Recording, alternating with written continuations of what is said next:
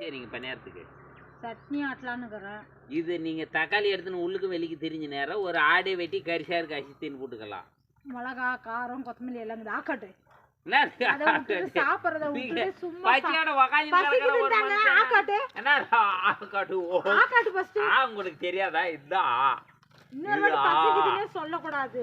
சோமா அதை விட்டுட்டு ஒரு ரெண்டு செஞ்சா கொஞ்சம் மின்ன பின்னது ஆகும். இல்ல ரெண்டு தக்காளி எடுத்துக்கு நீங்க உள்ள போறீங்க வெளியே வரீங்க உள்ள போறீங்க வெளியே ஒரு ஆடை வெட்டி கொடுத்து வணிக்கு தின்னு போட்டுக்குவேன் எல்லாரும். ஃபர்ஸ்ட் இதை தின்னு அப்புறம் நீ ஆடை வெட்டி வணிக்கு தின்னு. வெறும் பண்ணியாத யாருன்னா எண்ணெய்க்குது கடுகுக்குது பச்சை மிளகாக்குது கொத்தமல்லி தலைக்குது கருவேப்பிலை தலைக்குது தோசை மாவுக்குது இன்னும் என்ன வேணும் பருப்புக்குது. எனக்கு ஒண்ணுமே கணிக்கு இது நீ புட்டு பாரு.